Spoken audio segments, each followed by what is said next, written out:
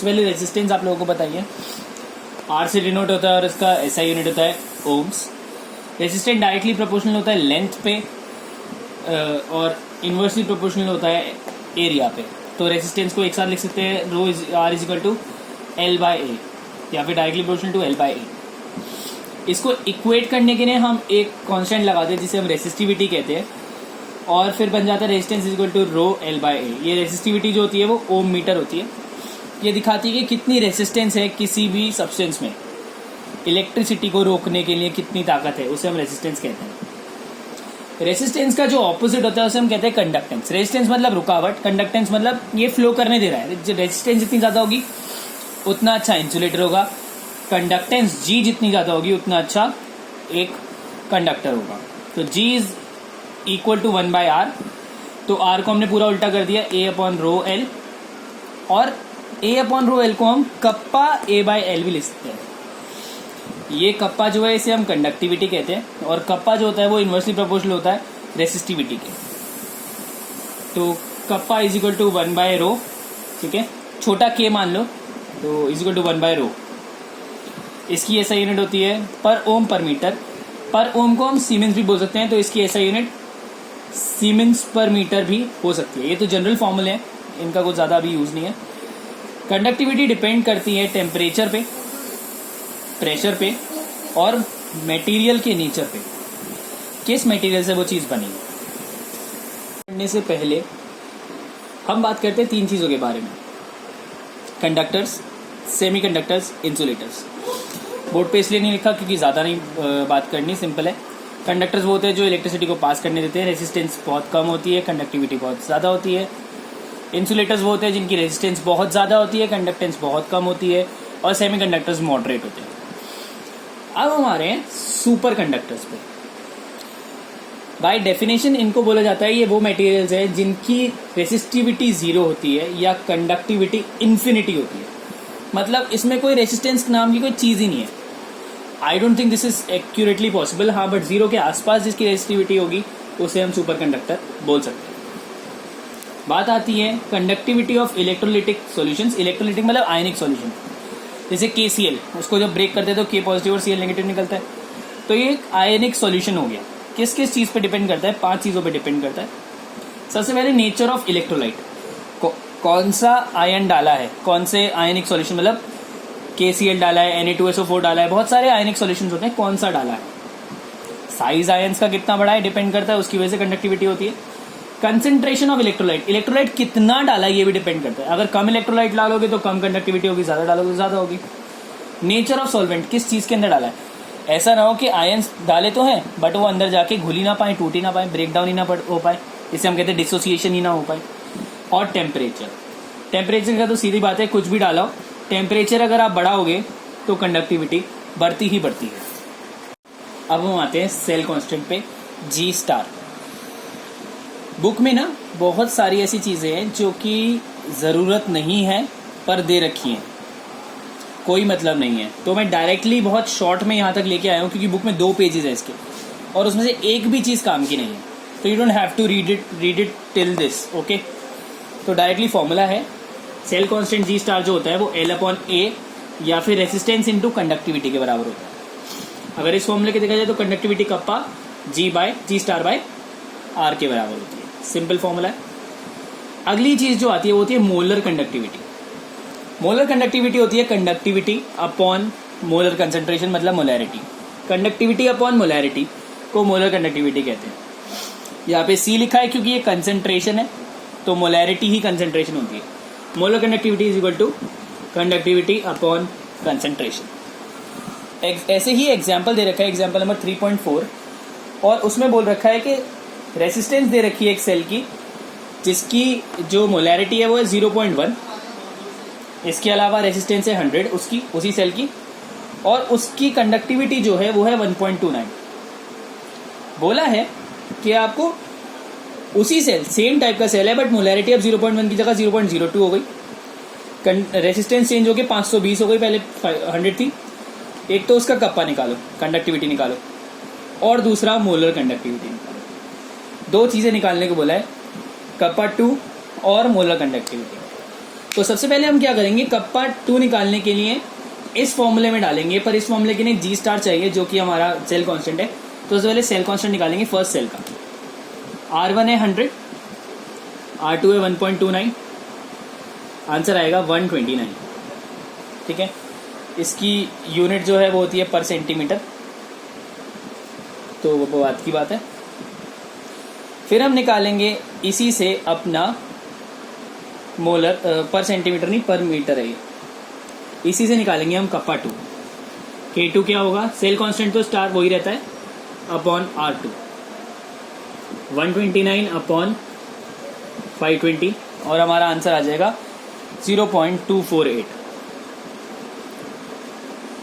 सीमेन पर मीटर, जो इसकी यूनिट है।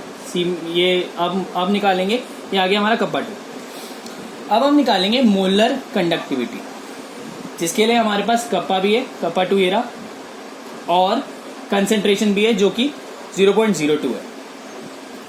बस सिंपल बात ये करनी है कि कंसेंट्रेशन जो दे रखी है वो दे रखी है मोल पर लीटर में, हमें इसे लाना है पर मीटर क्यूब में। 1 लीटर को 1000 मीटर क्यूब बोलते हैं। ठीक है, मतलब जो ऐसे नहीं, जो भी इसका है पर लीटर को, पर लीटर है ना, पर लीटर को हाँ 1000 10⁻³ या 1000 पर मीटर क्यूब बोलते हैं। ठीक है, वो 1 लीटर को 1000 नहीं बोलते। इसकी जगह बस हमें यहाँ लगाना है, तो कंसेंट्रेशन को पर मीटर क्यूब करने के लिए 1000 से मल्टीप्लाई करके आंसर आएगा 20। ठीक है, 20 मोल पर मीटर क्यूब। मोल पर लीटर था, मोल पर मीटर क्यूब। लैम्डा बोलते हैं इसे भी, lambda m is equal to K/C 0.248 upon 20, और ये सॉल्व होके आ जाएगा, जो भी आंसर आएगा उसे आप निकाल सकते। इजी एग्जाम्पल है, ज़्यादा मुश्किल है नहीं, आराम से हो जाएगा ये। 3.5, तो इसमें दे रखा है कि रेसिस्टेंस जो है वो है 5.55 10⁻³ डायमीटर दे रखा है 1 सेंटीमीटर, रेडियस निकल गया 0.5 सेंटीमीटर, उसका आधा, लेंथ है 50 सेंटीमीटर, और कंसंट्रेशन 0.05 मोल पर लीटर। आपको निकालना है resistivity that is rho, conductivity that is kappa, and molar conductivity that is lambda m। तो resistance R is equal to क्या होता है, रो L/A।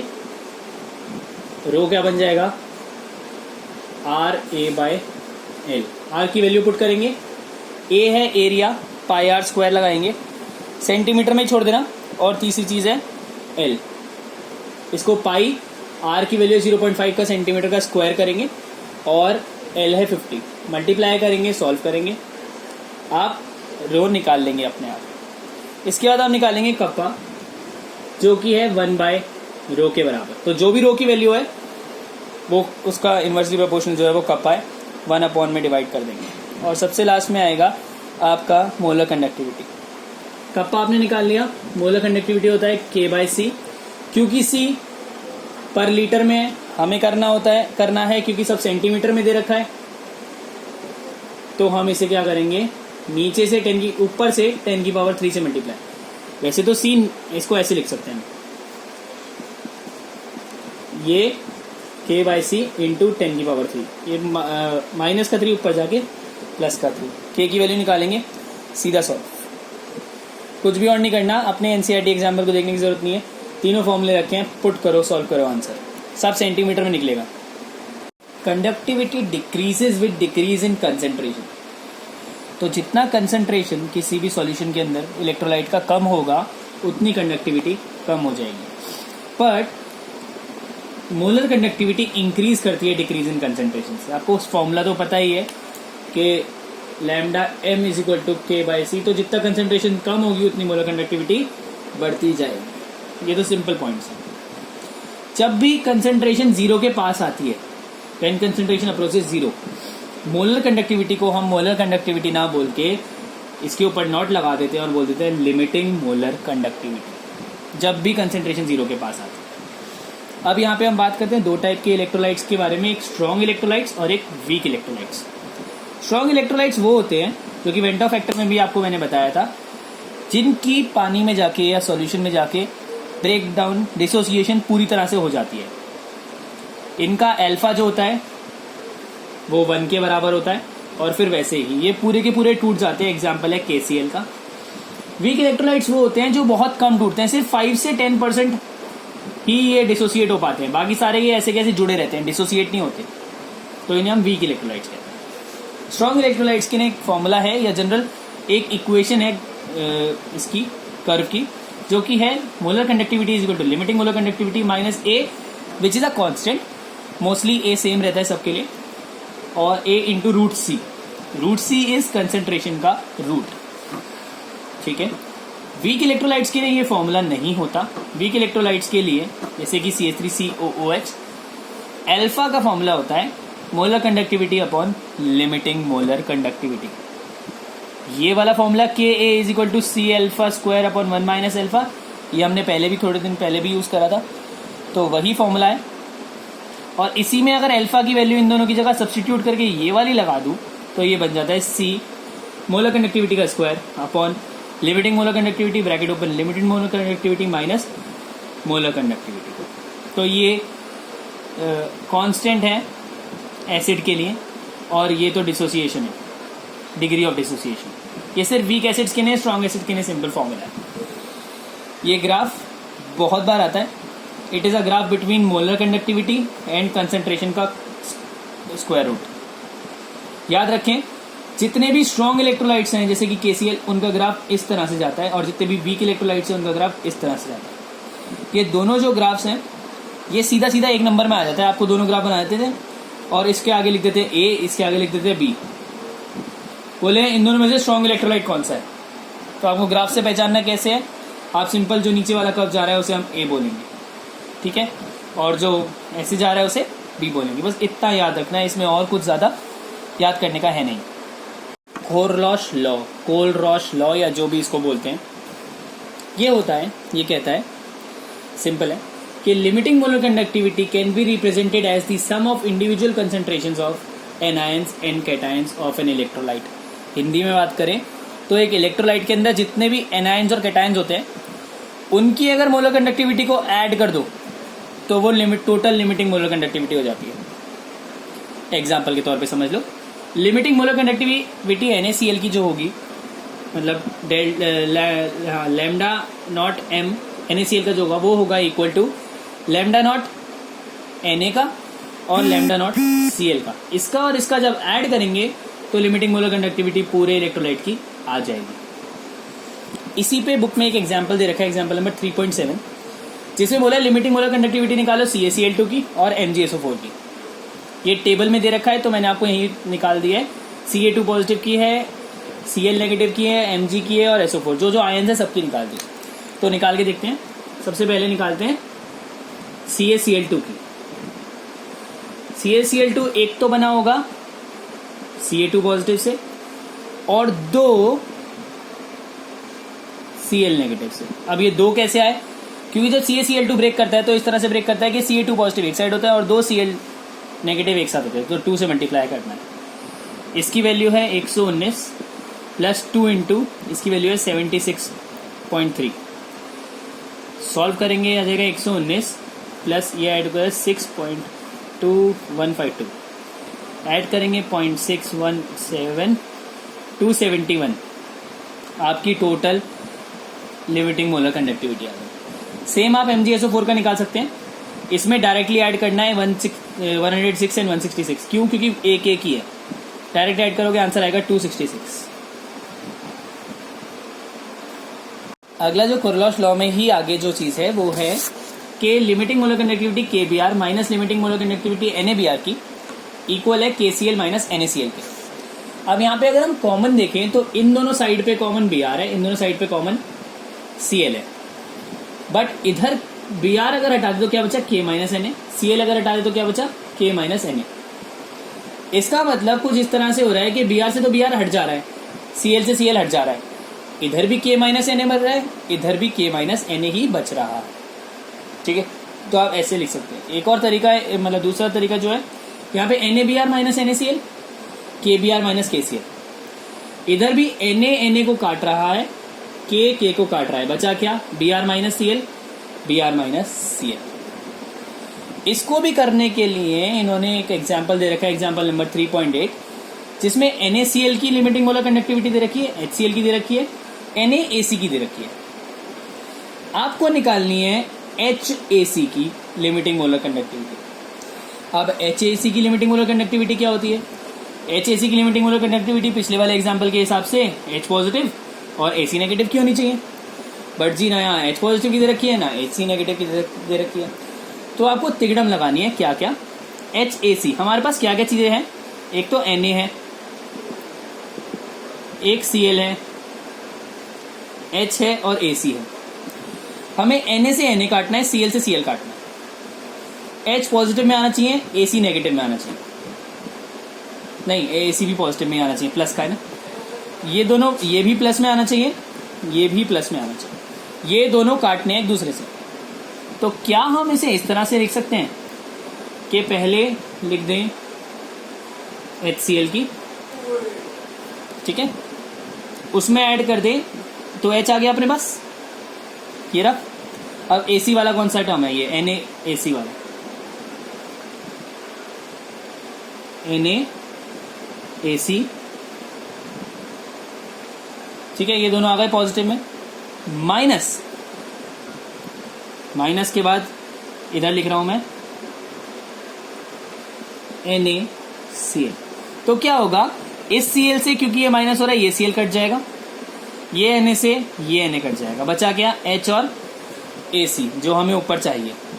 फिर भी हमें लगाना पड़ेगा HCl वाला, क्या है? HCl वाला है 425.9 प्लस NaAC वाला क्या है? 91 माइनस NaCl माइनस में तो 126.4। सबको सॉल्व करेंगे और आंसर आएगा 390.5। इसको जरा ध्यान से देख लें, बहुत इजी है, एक बार समझने की बात है बस इसमें। एग्जाम्पल नंबर 3.9, इसमें कंडक्टिविटी दे रखी है 4.95 10 की और -5, कंसेंट्रेशन दे रखी है 0.001028 और मोलर कंडक्टिविटी दे रखी है, लिमिटिंग मोलर कंडक्टिविटी 390.5। आपको निकालनी है डिसोसिएशन कांस्टेंट Ka, बट इसको निकालने के लिए अल्फा निकालना जरूरी है। तो सबसे पहले हम निकाल लेते हैं मोलर कंडक्टिविटी, जो कि होती है K/C। बट अगर आप देखें यहाँ पे सेंटीमीटर है, यहाँ पे लीटर है, पर लीटर। अगर पर लीटर को मतलब पर मीटर क्यूब में कन्वर्ट करना होता है तो 1000 होता है ना। पर अगर पर सेंटीमीटर में उल्टा कन्वर्ट करना है, सेंटीमीटर में कन्वर्ट करना है तो 10 की पावर -3 होता है। उधर +3 था, इधर -3 हो जाता है। तो K की वैल्यू क्या आ गई? 4.95 10 की पावर -5 अपॉन 0.001028 इंटू 10 की पावर -3। ये पूरा सॉल्व होगा और आपका आंसर 48.15 आ जाएगा। जब ये निकल गया तो क्या हम अल्फा निकाल सकते हैं? सिंपल फॉर्मूला है, alpha is equal to molar conductivity upon limiting molar conductivity. Molar conductivity 48.15 है, लिमिटिंग मोलर कंडक्टिविटी 390.5 है, ये सॉल्व हो जाएगा। और last but not the least Ka, जिसकी वैल्यू है C∝² upon 1 minus alpha. C की वैल्यू आप लगाएंगे जो दे रखी है, ये रही α² अल्फा की वैल्यू यहां से निकालेंगे और 1 माइनस अल्फा, सॉल्व करेंगे, आंसर आ जाएगा।